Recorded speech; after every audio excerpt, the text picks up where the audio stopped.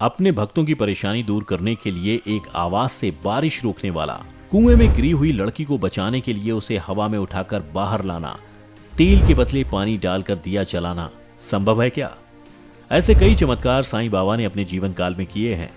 आज इतने चमत्कार करने वाले व्यक्ति या भगवान पर इतने सवाल क्यों उठाए जा रहे हैं? इससे पहले कि हम उन सवालों की तरफ बढ़ें, हम सभी को एक छोटी सी बात समझनी होगी। हमारे भारत देश में हर इंसान की जिंदगी को रिलीजन मतलब एक और पर्पस देने का काम करता है। अब उस सवाल पर वापस आएं और उसे साफ शब्दों में कहने की कोशिश करें तो क्या साईं बाबा हिंदू हैं या मुस्लिम?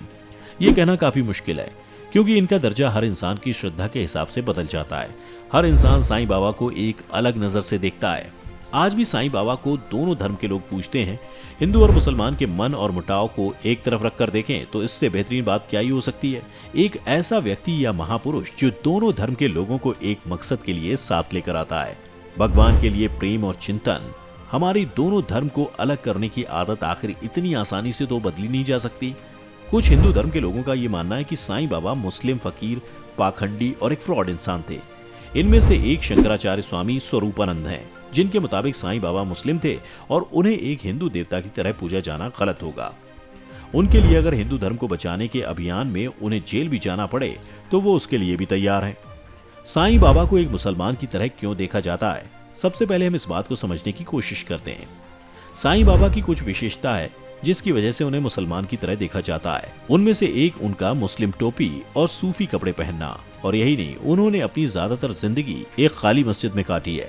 आखिर साईं ने क्यों एक बस्ती की शांति भरी जिंदगी छोड़कर मस्जिद में रहने का फैसला किया? इस बात का जवाब सिर्फ वही जानते हैं। साईं बाबा किस धर्म के हैं, इस बात का पता तो काफी आसानी से लगाया जा सकता है।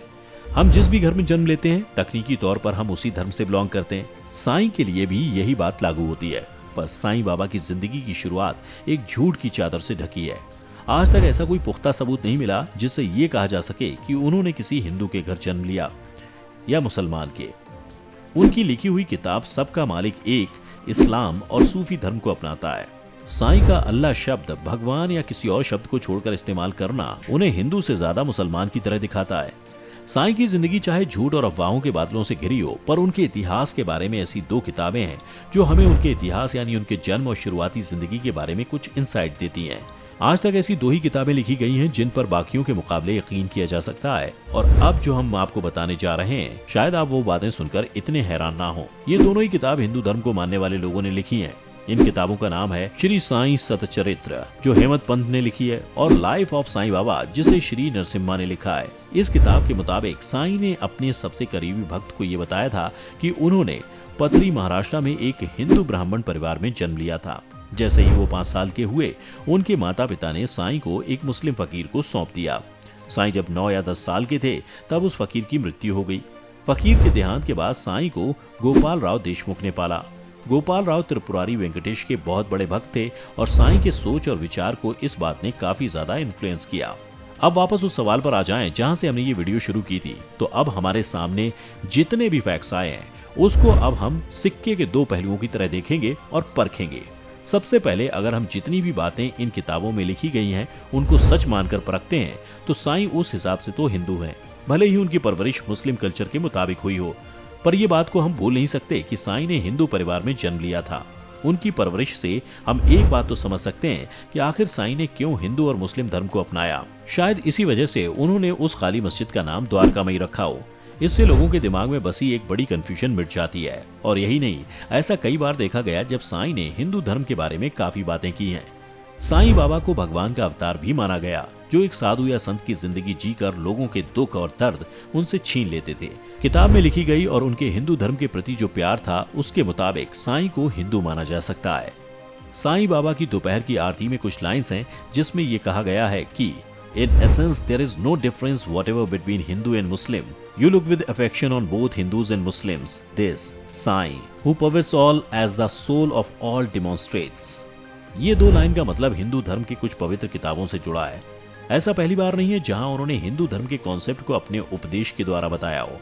साईं ने अक्सर भागवत गीता में लिखी गई बातों पर अपने विचारों को प्रकट किया है। साईं बाबा का हिंदू धर्म से जुड़ना उनके हिंदू भक्तों में जो विश्वास और यकीन है उसको दर्शाता है। अब सिक्के के दूसरे पहलू की बात करें तो इन किताबों के अलावा ऐसा और कोई फैक्ट या प्रूफ नहीं है जो इस बात को साबित कर सके किताब में लिखी हुई बातें अक्सर सच नहीं होती। साईं का व्यवहार उनके रहन सहन मुस्लिम कल्चर को दर्शाता है। अगर किताबों में लिखी गई बातों को हम एक तरफ रख दें तो शुरुआत से लेकर अब तक हमने जितनी भी बातें साईं के बारे में की हैं, उसके मुताबिक साईं बाबा मुस्लिम थे। ऐसे कई लोग हैं जो मुस्लिम होने के बाद भी हिंदू धर्म को काफी मान देते हैं। हो सकता है साईं भी इन्हीं में से एक हों। किसी और धर्म के होने का ये मतलब नहीं है कि आप दूसरों के धर्म को अपने से नीचे रखें। बिना इस किताब के हम साईं बाबा को हिंदू या मुस्लिम मान सकते हैं, और अंत में ये हमारी श्रद्धा के ऊपर डिपेंड करता है कि हम साईं बाबा को कैसे देखते हैं। साईं बाबा अपने पहनावे, जिंदगी, टीचिंग्स और विभिन्न फॉलोअर्स से हमें भारत के डाइवर्स कल्चर को रिप्रेजेंट करते हैं। विविधता में एकता यानी यूनिटी इन डाइवर्सिटी के बारे में तो हम सभी जानते हैं, पर क्या हम साईं बाबा के केस में इस बात को कबूल कर पा रहे हैं? आज जहां इंसान धर्म को धंधा बना चुका है और भगवान को उस अफसर की तरह देखा जाता है जिससे चढ़ावा चढ़ाकर अपनी गलतियों की माफी कबूल करवा सके, उस बात पर ज्यादा ध्यान क्यों नहीं दिया जा रहा? साईं बाबा का धर्म पता करना उतना ही मुश्किल है जितना भूसे के ढेर में से एक सुई निकालना, पर कम से कम उनकी सीख को हम अपनी जिंदगी में उतारने की कोशिश तो कर ही सकते हैं। आपके हिसाब से साईं बाबा हिंदू हैं या मुस्लिम? कमेंट सेक्शन में जरूर बताएं। अगर आपको ये वीडियो पसंद आई हो तो इसे लाइक, शेयर और चैनल को सब्सक्राइब करना ना भूलें, और हाँ, बेल आइकन भी दबा दें।